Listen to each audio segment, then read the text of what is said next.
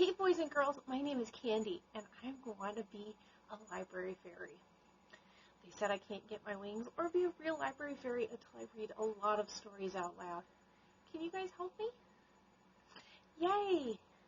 Well, I'm going to be reading you guys some stories that are a little bit older, but are definitely some of my favorites. Part of being a library fairy is looking back into books that have kind of gone out of fashion, but are still well worth reading. So join me today for part of a story.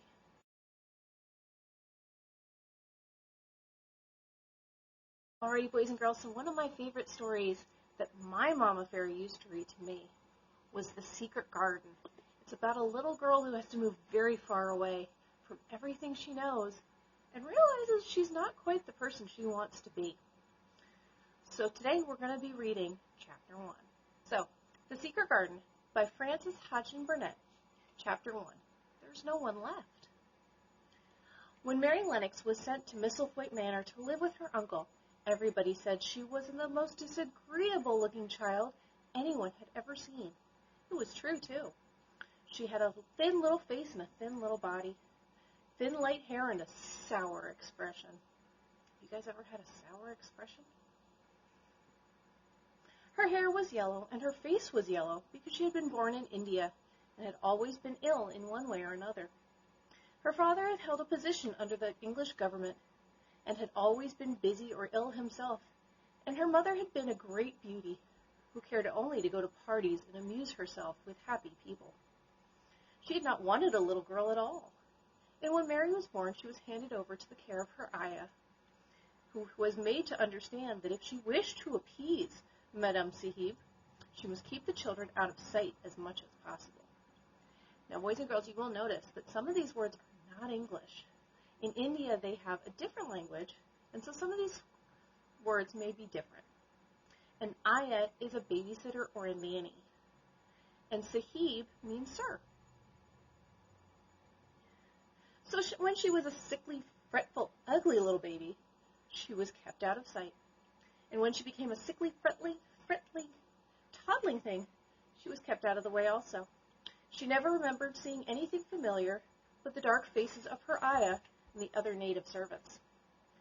And they always obeyed her and gave her her own way in everything, because otherwise the Mem Sahib would be angry if she was disturbed by crying.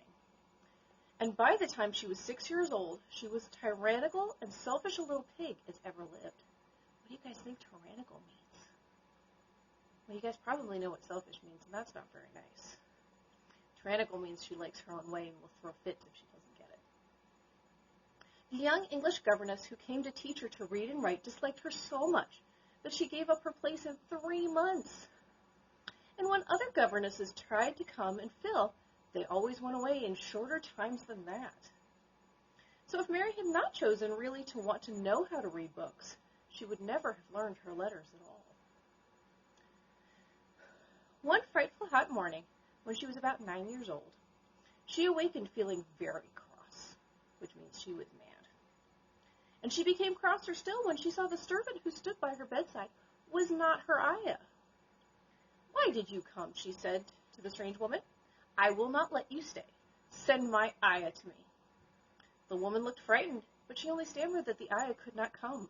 And when Mary threw herself into a passion and beat and kicked her, she only looked more frightened and repeated that it was not possible for the ayah to come to Missy Sahib. That doesn't sound like good behavior. Are you allowed to get away with that? There was something mysterious in the air that morning. Nothing was done in the regular order, and several of the native servants seemed to be missing, while those whom Mary saw slunk or hurried away with ashy and scared faces. But no one could tell her anything, and her ayah did not come. She was actually left alone as the morning went on, and at last wandered out into the garden and began to play with herself under a tree near the veranda, which is a big porch. She pretended she was making a flower bed, and she stuck big, red, scarlet hibiscus blossoms in little heaps of earth, all the time growing more and more angry and muttering herself to the things she would say and the names she would call Sadie when she returned. That doesn't sound nice. "Pig, pig, daughters of pigs," she said, because to call a native a pig was the worst insult of all. She was grinding her teeth and saying this over and over again when she heard her mother come out on the veranda with someone. She was with a fair young man, and they stood together talking in low voices. Mary knew the fair young man who looked like a boy. She had heard he was a very young officer who had just come from England. The child stared at him, but she stared most at her mother. She always did this when she had the chance to see, because the Mem Sahib, Mary used to call her that oftener than anything else, was such a tall, slim, pretty person who wore such lovely clothes. Her hair was like curly silk, and she had a delicate nose that seemed to be disdaining things, and she had laughing eyes. All of her clothes were thin and floating, and Mary liked to say they were full of lace. They were fuller of lace than ever this morning, but her eyes were not laughing. They were large and scared and looked imploringly at the fair boy officer's face. "Is it so very bad? Oh, is it?" Mary heard her say. "Awfully," the young man answered in a trembling voice. "Awfully, Mrs. Lennox. You ought to have gone to the hills 2 weeks ago." The Mem Sahib wrung her hands. "Oh, I know I ought," she cried. "I only stayed to go to that silly dinner party. What a fool I was." At that very moment such a loud sound of wailing broke out from the servants' quarters that she clutched the young man's arm. Mary stood shivering from head to foot. The wailing grew wilder and wilder. "What is it?" Mrs. Lennox gasped. "Someone has died," answered the boy officer. "You did not say it had broken out among your servants." "I did not know," the Mem Sahib cried. "Come with me." And she turned and ran into the house. After that, appalling things happened. That means very bad. And the mysteriousness of the morning was explained to Mary. The cholera had broken out in the most fatal form, and people were dying like flies. And the ayah had just been taken ill that night, and it was because she had just died that the servants had wailed in the hut. Before the next day, 3 other servants were dead, and others ran away in terror. There was panic on every side and dying people in all the bungalows. During the confusion and bewilderment of the second day, Mary hid herself in the nursery and was forgotten by everyone. No one thought of her. Nobody wanted her. Strange things happened of which she knew nothing. Mary alternately cried and slept through the hours. She only knew that people were ill and that she heard mysterious and frightening sounds. Once she crept into the dining room and found it empty, though a partly finished meal was on the table, and chairs and plates looked as if they had been hastily pushed back when the diners rose suddenly for some reason. The child ate some fruit and biscuits, and being thirsty, she drank a glass of wine which stood nearly filled. It was sweet, but she did not know how strong it was. Very soon it made her intensely drowsy. She went back to her nursery and shut herself in again. Frightened by the cries she heard in the huts and the hurrying sound of feet, the wine made her so sleepy that she could scarcely keep her eyes open, and she lay down on her bed and knew nothing more for a long time. Many things happened during the hours in which she slept so heavily, but she was not disturbed by the wails or the sounds of things being carried in and out of the bungalow. When she awakened, she lay still and stared at the wall. The house was perfectly still. She had never known it to be so silent before. She heard neither voices nor footsteps, and wondered if everyone had gotten well of the cholera and all the trouble was over. She wondered also who would take care of her now that her ayah was dead. There would be a new ayah, and perhaps she would know some new stories. Mary had been rather tired of the old ones. She did not cry because her nurse had died. She was not an affectionate child, which means she didn't like people, and had never cared much for anyone. The noise and the hurrying about and the wailing over the cholera had frightened her, and she had been angry because no one seemed to remember she was alive. Everyone was too panic-stricken to think of the little girl whom no one was fond of. When people had the cholera, it seemed that they remembered nothing but themselves. But if everyone had gotten well again, surely someone would remember and come to look for her. But no one came. As she lay waiting, the house seemed to grow more and more silent. She heard something rustling on the matting, and when she looked down, she saw a little snake gliding along and watching her with its eyes like jewels. She was not frightened, because he was a harmless little thing who would not hurt her, and he seemed to hurry to get out of the room.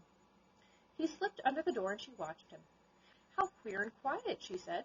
"It sounds as if there's no one in the bungalow but me and the snake." Almost the next minute she heard footsteps in the compound and then on the veranda. They were men's footsteps, and the men entered the bungalow and talked in low voices. No one went to meet or speak with them, and they seemed to open doors and look into rooms. "What a desolation," she heard one voice say. "That pretty, pretty woman. I suppose that child, too. I heard there was a child, though no one ever saw her. Mary was standing in the middle of the nursery when they opened the door a few minutes later. She looked an ugly, cross little thing and was frowning because she was beginning to feel hungry and feeling disgracefully neglected. The first man who came in was a large officer she had seen talking to her father. He looked tired and troubled, but when he saw her, he was so startled that he almost jumped back. "Barney," he cried, "there's a child here, a child alone in a place like this. Mercy on us, who is she?" "I am Mary Lennox," the little girl said, drawing herself up stiffly. She thought the man was very rude to call her father's bungalow a place like this. "I fell asleep when everyone had the cholera, and I've only just wakened up. Why has no one come?" "It's the child no one ever saw," exclaimed the man, turning to his companions. "She's actually been forgotten." "Why have I been forgotten?" Mary said, stamping her foot. "Why does no one come?" The young man, whose name was Barney, looked very sadly. Mary thought she saw him wink his eyes as if to wink tears away. "Poor little kid," he said, "there's no one left to come." It was in that strange and sudden way that Mary found out that she had neither father nor mother left. They had died and been carried away in the night, and that the few native servants who had not died had also left the house as quickly as they could get out of it. None of them even remembered there was a Missy Sahib. That was why the place was so quiet. It was true that there was no one in the bungalow but her and the little rustling snake. Alrighty guys, so that was chapter 1, and it is a little sad, but I promise the book does get much better soon. Next chapter, we will find out what happens to Mary, because she obviously can't stay by herself at 9. Alrighty guys, I will see you.